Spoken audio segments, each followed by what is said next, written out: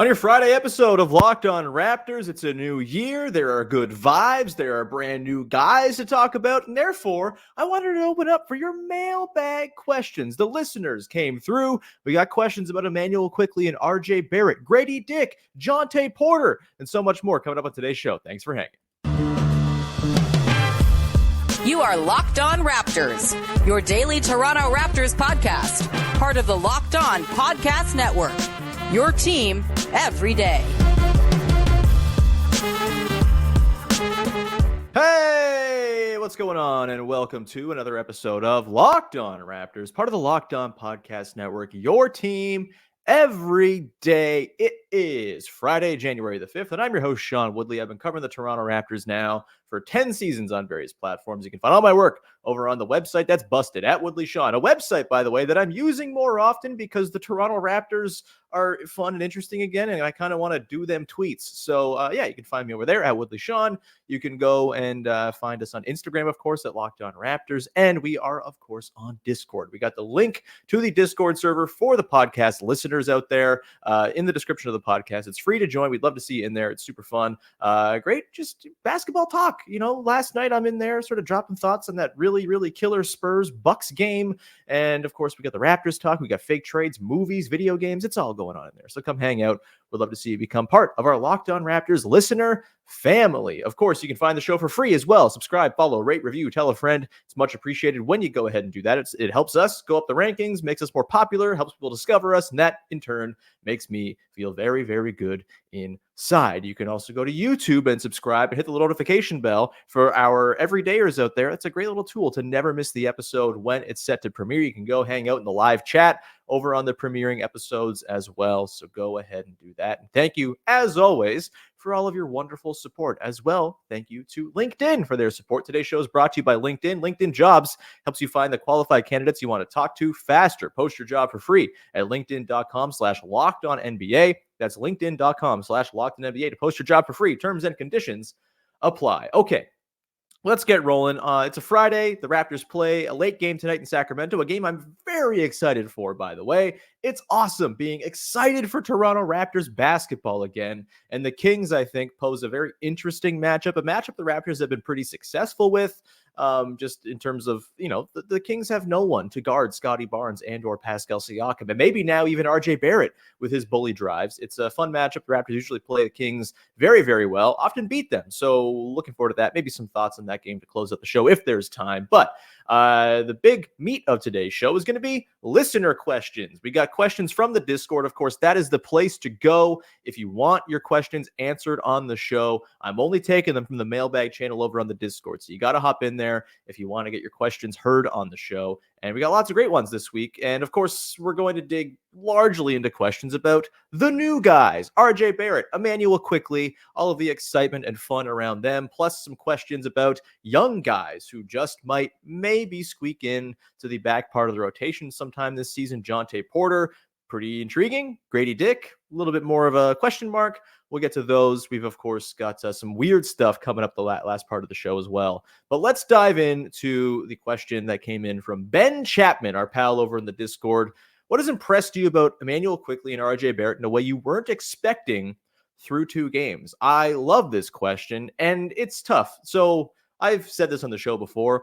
I was a little sicko for the Knicks. I still am. I love watching the Knicks for some reason. I don't know. They kind of remind me a little bit of the Kyle DeMar teams, just in terms of their overall quality and perhaps ceiling, flaws, strengths, etc. I really liked those Raptors teams, of course, and I really like this Knicks team for similar reasons. Jalen Brunson's awesome, all of that. And so I don't think I'm surprised necessarily by anything Quickley or Barrett have brought to the table. I was pretty familiar, I think, with what their whole deal was, but I do think on the Quickley front, I've been pounding the drum for Quickley all season long since like July and hoping the Raptors could find a way to overcome the lawsuit and land him on the team. And I knew that he was going to change the offense in the way it looked. I think it might just be that I'm in shock at how quickly and obviously it's changed the offense. And it's just, again, kind of been a shock to the system for we've just been watching really bad basketball for a long time, as it turns out. And I think it's kind of a reminder of where the league is and what can happen when you have this type of movement shooting jitterbug guard who can create and or move off the ball.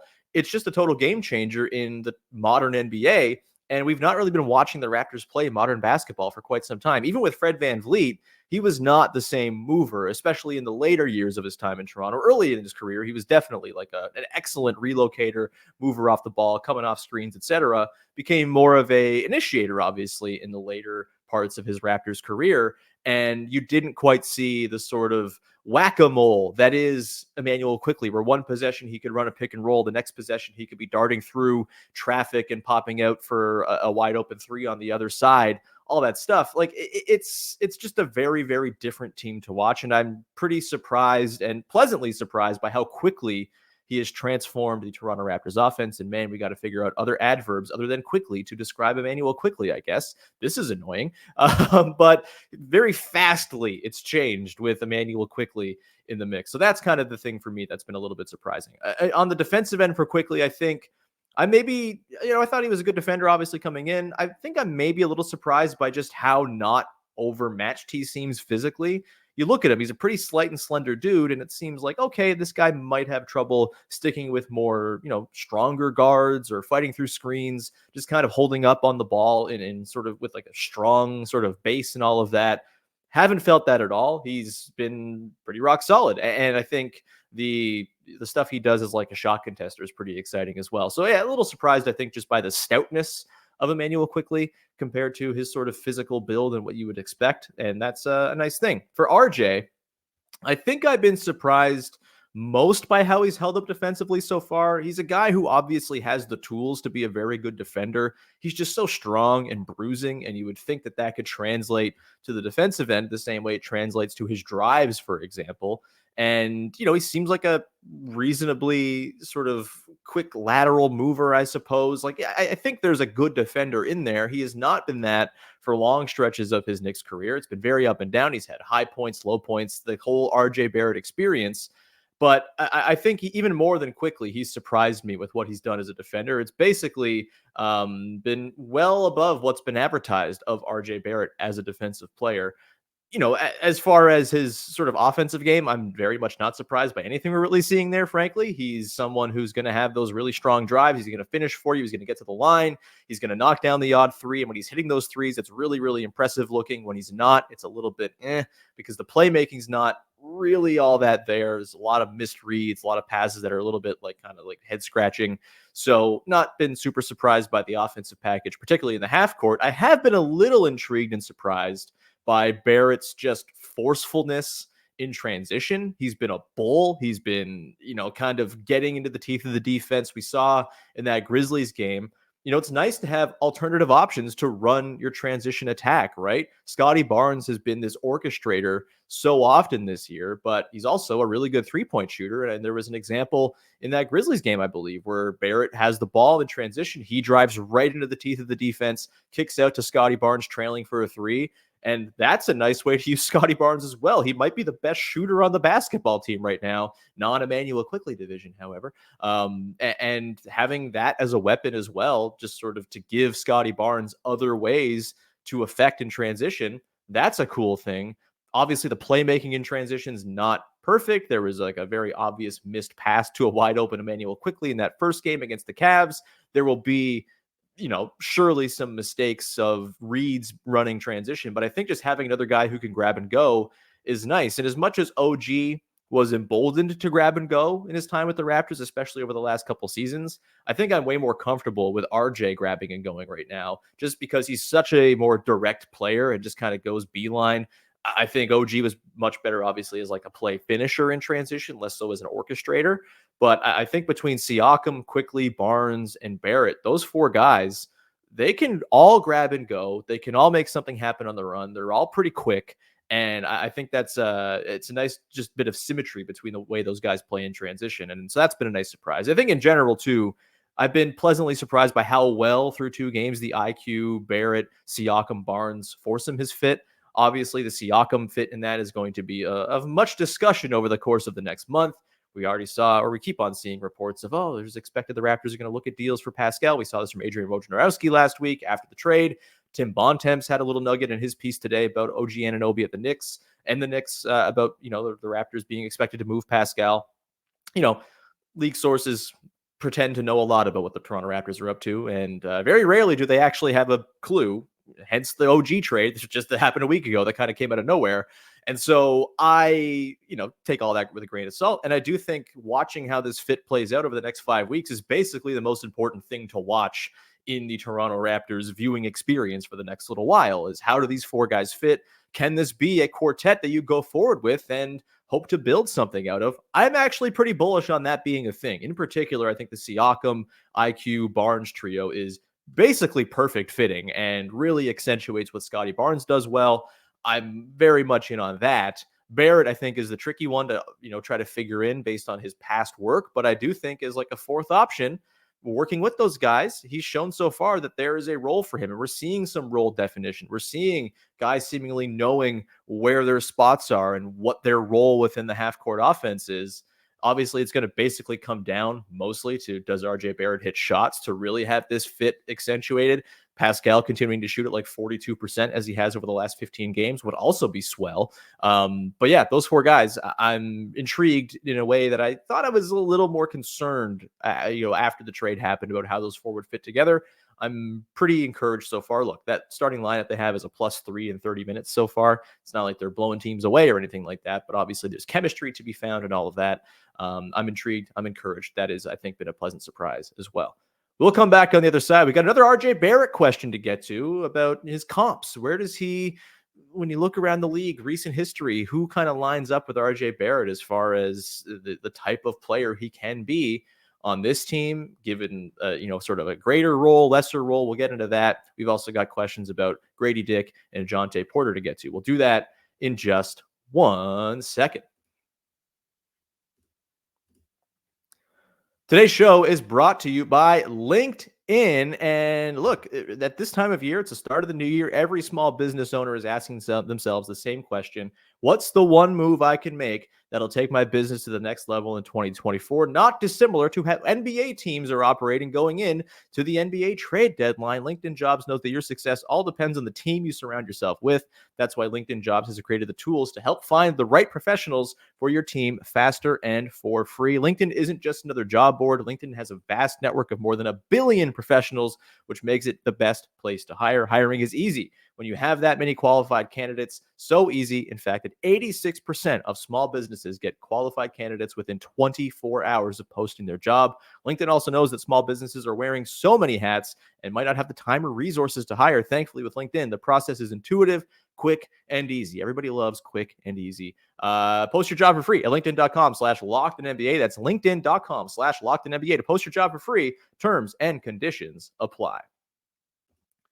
This show is brought to you by BetterHelp. Around the new year, we get obsessed with the things that we can change about ourselves instead of just expanding on the stuff that we're already doing right. Maybe you had some progress in 2023. Maybe you got back to the gym. Maybe you, started reading books more heavily or whatever it might be. And you just want to expand upon that to feel like a better, happier person. Therapy can help you find your strengths so you can ditch the extreme resolutions and make changes that will actually really stick. If you're thinking of starting therapy, give BetterHelp a try. It's entirely online, designed to be convenient, flexible, and suited to your schedule. You just fill out a brief questionnaire and get matched with a licensed therapist and switch therapists anytime for no additional charge, which is a really big deal. Sometimes you might not click with a therapist the first time out, and you might want to find someone who better understands and listens or whatever it might be. Just not everyone has the exact same wavelength that they're on, so you can change your therapist if you need to for no additional charge. That is a huge feature. Celebrate the progress you've already made. Visit betterhelp.com/LockedOnNBA today to get 10% off your first month. That's betterhelp.com/LockedOnNBA. All right, we continue on here. Your Mailbag Friday episode of Locked On Raptors. Thanks again to everyone who sent in questions. A reminder, the Discord is the place to be if you want your questions sent. The link is in the description of the podcast, and you can always join us and come hang out. It would be lovely to see you in there. Lots of new faces this week after the trade. People got excited to come hang out and talk ball in the Discord. It's great. All right, more questions, more RJ Barrett questions in particular. This one comes in from the Discord, of course, from Loquacious Drew asking, what do you think RJ's ceiling is as a player? What player comp would you be happy with if he turned out like?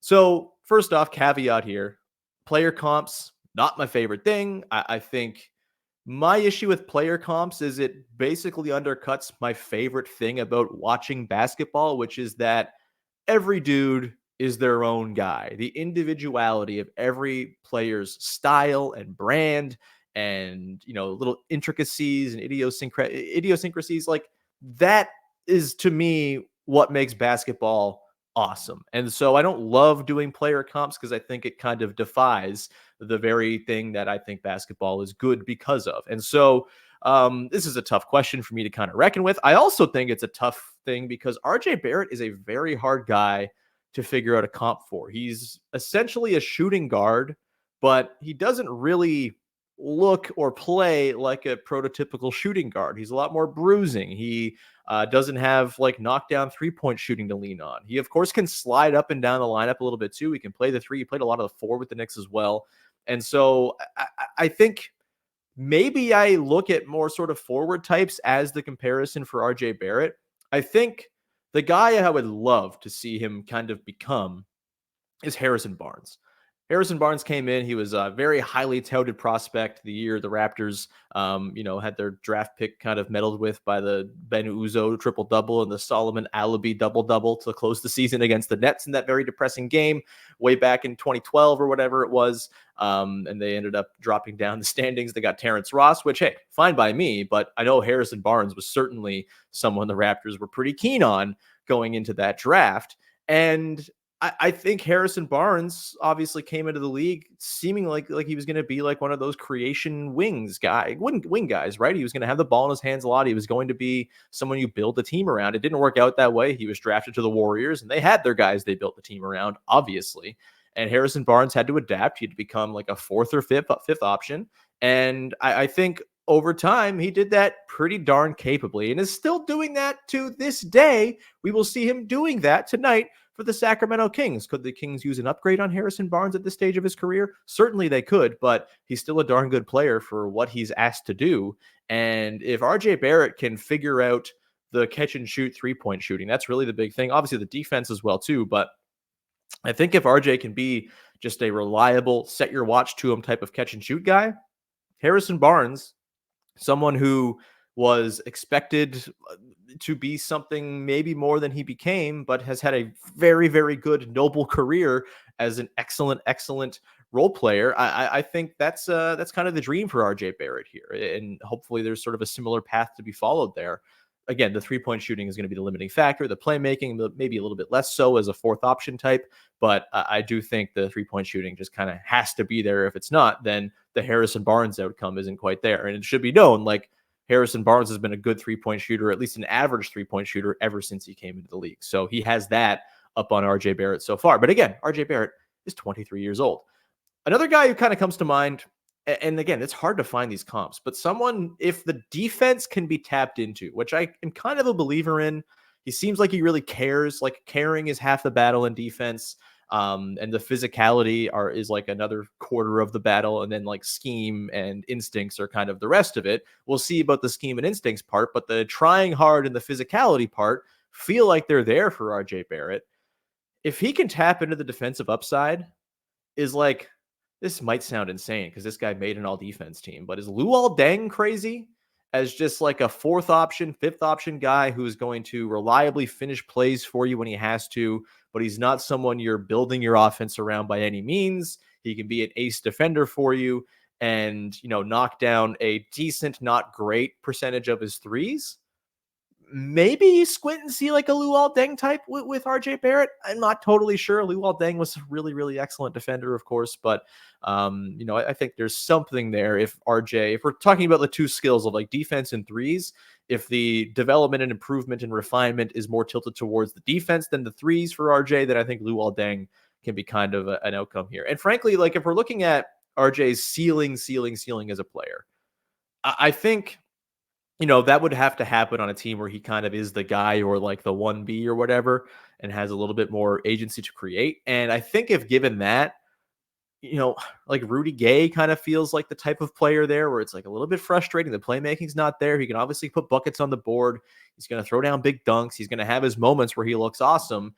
He's maybe kind of a difficult guy to fit around because his skill set as a 1 or 2 where he needs to be on the ball, but isn't a great playmaker, is kind of tricky to work around. Like, I kind of think Rudy Gay, if he was given carte blanche to just run a team, is probably where RJ Barrett nets out. And frankly, I would rather be a Harrison Barnes type who is a very nice role-playing fourth option who can be on the floor for very good teams in high-leverage games over a Rudy Gay type who's maybe a little bit miscast as a number 1.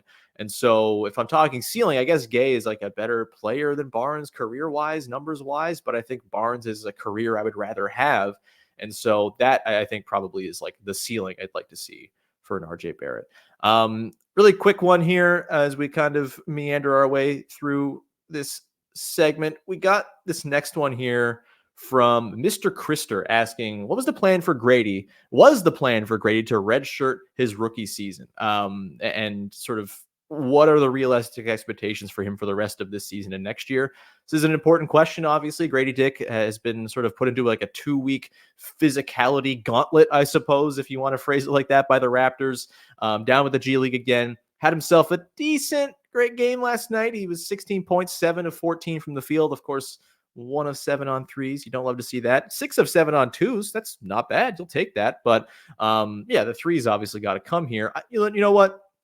It's tough. I think I was probably guilty of this. I probably just assumed that because this team is so light on 3-point shooting in space that Gradey Dick was going to be an effective player, just kind of coming into games and offering space. I went against my like number 1 rule, which is young players are bad. And I'm pretty sure my bold prediction at the start of the season that Gradey Dick and Jalen McDaniels would be like the best bench combo of wings for the Raptors is one of the worst takes I've ever had. Just, again, totally went against my ethos of assuming players are bad until they're like 24 and older, just because that's typically how it goes, unless you're a guy like Scottie Barnes, who's 22, but also just preternaturally gifted and all of that.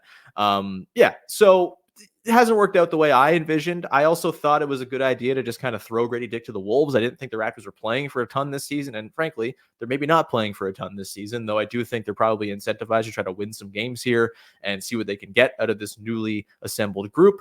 So maybe this is less of a time to throw Gradey Dick to the Wolves, and maybe it's a better time to just have him go and work on his stuff in the G League, get stronger, etc.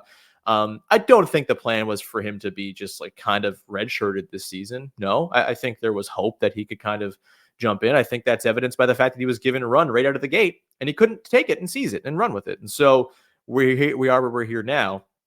Obviously, I think I'm not worried about Gradey Dick yet. I think it's way too early for that. And sort of reflecting back and sort of revising the thoughts I had on Gradey coming into the year, I probably didn't give enough credence to the idea that he's the type of guy who might be predisposed to struggling as a rookie. He's a guy who is just, he's pretty spindly. He's kind of a beanpole. He's someone who is a very feel-based player, and the feel gets a lot different when the speed ratchets up to NBA speed from college speed. And I think we've Darko talked about this in the preseason. Even maybe I should have listened to him more about how he was just kind of getting accustomed to the speed and the flow. My hope is that by next year, he's at least in the early part of the season flirting with rotation duty. By the end of the season, just like flat out in the rotation as like an 8th or 9th guy. That would be, I think, a pretty decent track for Gradey Dick to be on going into his 2nd season. For the rest of this year, just hope he can string together some good stuff with the G League and maybe get some run down the stretch, post deadline, whatever it might be, depending on where the Raptors are at. If there's injuries, maybe they trade Gary Trent Jr., whatever it might be. I think if you can get Gradey into some NBA games and looking decent by the end of the season, that at this point feels like a major success. So that's kind of where I'm at with Gradey Dick. We will get into a question about another young player on the Toronto Raptors bench who has played G League time and now is apparently in the rotation in the NBA. We'll talk about Jontay Porter. Jontay Porter in another question coming up after the break. We've got a couple other fun hypotheticals as well we'll get to round out the show for you here on your Friday. Today's show is brought to you by Hungry Root, which for me, someone who really hates meal planning. Meal planning is just like, I don't want to do it. I like to kind of cook things on the fly throughout the week, but then I get to the middle of the week and it's busy and there's no time. The Raptors game is starting in an hour and I'm like, okay, we'll just have a box of macaroni for dinner. How about that? Hungry Root is a perfect solution for a guy like me and maybe like you who does not like to go through the rigmarole of meal planning. Hungry Root is the easiest way to get fresh, high quality food delivered to your door. They've got healthy groceries and simple recipes all in one place. You just take a fun short quiz and Hungry Root will get to know you, your goals, and how you like to eat. They'll ask you what flavors you like, which kitchen appliances you use. That's big. Then they'll keep your needs and preferences top of mind and start building your cart with delicious recipes and all of your grocery needs for the week. They've got fresh produce, high quality meat and seafood, pantry staples, healthy snacks and sweets, and much more. Right now, Hungry Root is offering Locked On NBA listeners 40% off your first delivery and free veggies for life. Just go to hungryroot.com/lockedon and get 40% off your first delivery and get your free veggies for life. That's hungryroot.com/lockedon. Don't forget to use our link so they know that we sent you.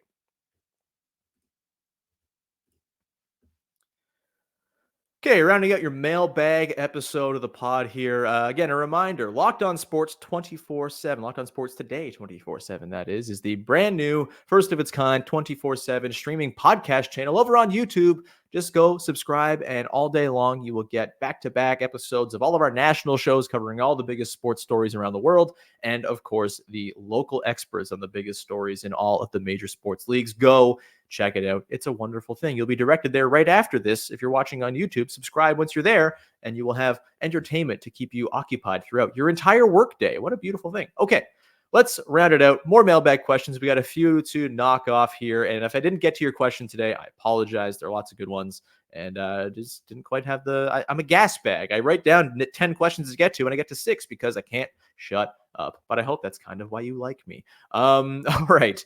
Next question, also from Mr. Krister, asking, will Jontay Porter be able to carve out a role as a backup center? How's his pick and roll game? He has some three-point range, so it seems there's a world where him and Dennis could work as a bench combo.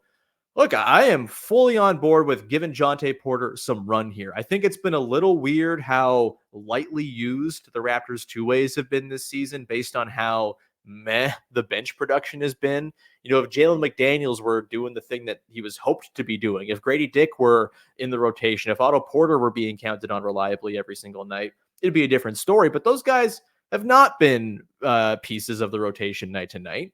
And they've very clearly been a team screaming out for just a couple guys to pop who weren't expected to pop.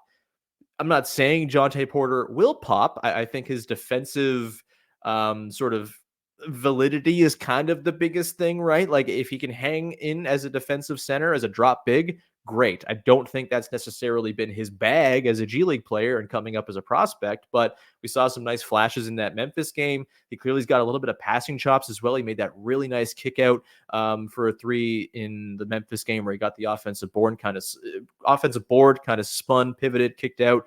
So there's some touch there and feel. That's great to see from a backup big.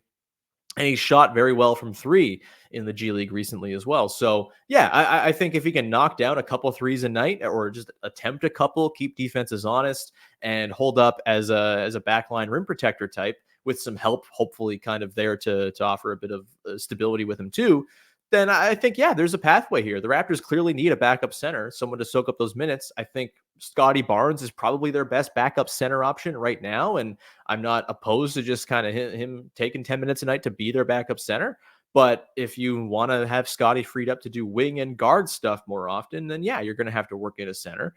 And I don't think Chris Boucher is really there. Christian Koloko would be the answer here, I think, unquestionably, considering the signs he showed last year, just as a guy who can lift the floor of a defense simply by walking onto the floor.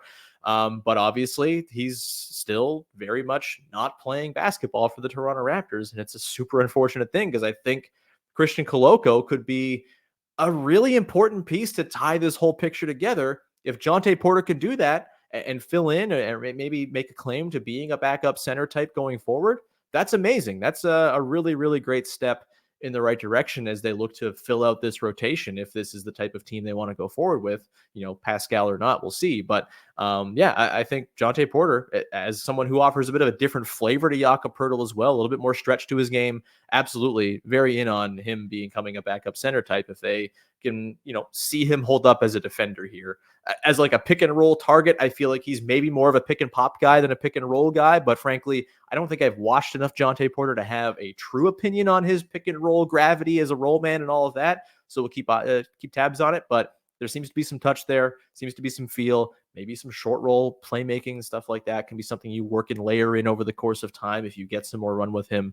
But yeah, I'm in on the Jontay Porter experience. There's no doubt about it. Like, give him run. What is the downside? They have gotten not very much from the backup center spot this season. Why not see if a guy who's on a two-way can pop? It's not like guys on two-ways have never popped for this team or for other teams in the past. Let's go to another question here. This one comes from Green Giant JG, who I think I'm losing to right now in the Locked On Raptors Fantasy League this week. Very disappointing. I had a big win last week over the number 1 seed and just fallen flat on my face this week. Get it together, Jaylen Brown. Green Giant JG asks, hypothetically, we somehow end up with drafting Bronny James and subsequently sign LeBron. We make it work. Don't ask about the semantics like cap space. Do the fans embrace LeBron signing after causing so many years of heartbreak at his hands? I wouldn't entertain this question if the Raptors didn't have the 31st pick in the draft this year. Now maybe that's Bronny territory. I don't know. Would be pretty awesome, I gotta say. If they were to trade Pascal Siakam and then use cap space to sign LeBron James, yeah, I could probably make my peace with that. Even, yes, LeBron will be 40 next season. Don't care. LeBron rules. And I kind of think LeBron is going to keep being awesome until like he's 46 if he wants to, just as like, a role player, playmaking big type. Like, that totally is feasible to me. Maybe he never wants to assume that role. Maybe he does, just to kind of add to his GOAT resume that, oh yeah, I also became like the best role player in the league. I became like a better version of Boris Diaw in my 40s. That I think would go a long way to the LeBron James greatest of all time case. And so, I think it would be awesome. And if the fan base doesn't appreciate getting to watch LeBron James play on their basketball team, I think the fan base is completely out to lunch. He caused a lot of heartbreak, but you know why he did that? It's because he's awesome. And if you could get that awesome player and also his son on the team, I think that would be pretty darn fun. Do I think LeBron, let's play it out. The Raptors draft Bronny James. Is LeBron James really going to come to Toronto?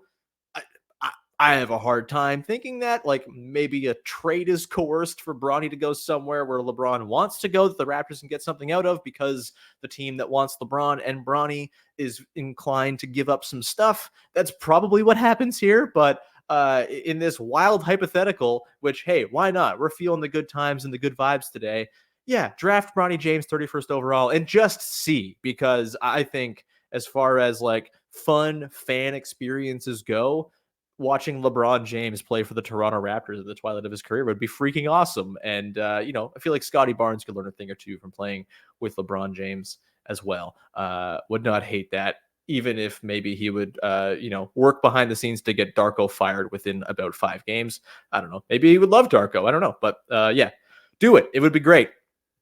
Last question here. We'll quickly hammer this one out. It is a good question, and I like to leave these sort of bigger picture NBA questions for the end sometimes. Loquacious Drew with another question entry here. What is one rule you would change in today's NBA to make the product more enjoyable to watch, such as eliminating the 3-second rule, for example?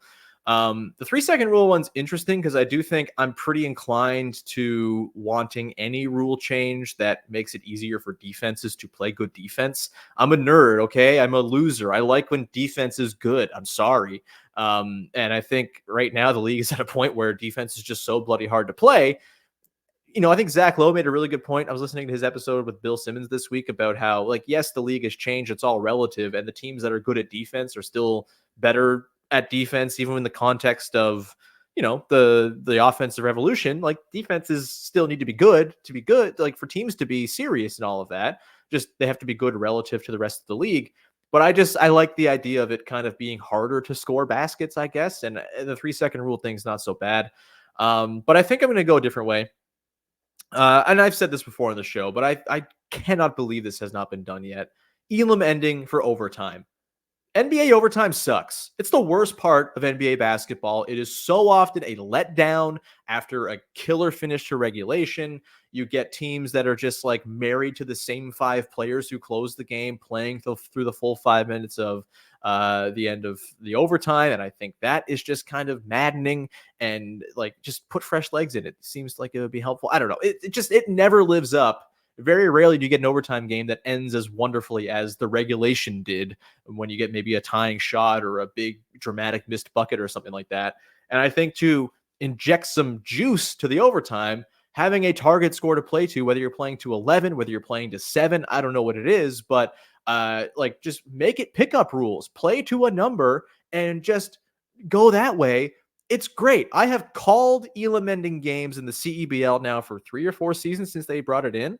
And it's just a fantastic experience, especially in the NBA, where you're not going to change the 48 game format for the NBA. There's too much history tied up into it, the history books, et cetera, et cetera. Also, just like that's not something that's too gimmicky, probably, for them to do in the regulation portion of games. But regular season overtime, that's a place for leagues to get playful and creative. We've seen it in baseball, where you have the ghost runner on second to start the extra inning games, to avoid 17 inning extra inning games on Wednesday nights and stuff like that. I think that's great. 3-on-3 overtime in hockey. Yes, coaches have kind of coached the fun out of it so far, but like the peak of 3-on-3 hockey overtime, sometimes I just wish hockey were 3-on-3 when I watch it, because it's so bloody fast and fun and entertaining. And so with the NBA, I think there needs to be some freshening of how overtime is played, and the Elam ending for overtime, I think, would be an absolute blast. You have every game end on a bucket. That to me is the way to match the thrill of a game that ends tied and have that momentum carry over into overtime. I think that's the way to do it. Listen to me, Adam Silver, please. I think it would be a really good thing. I also think like the best part of this is it stops late game fouling in overtime.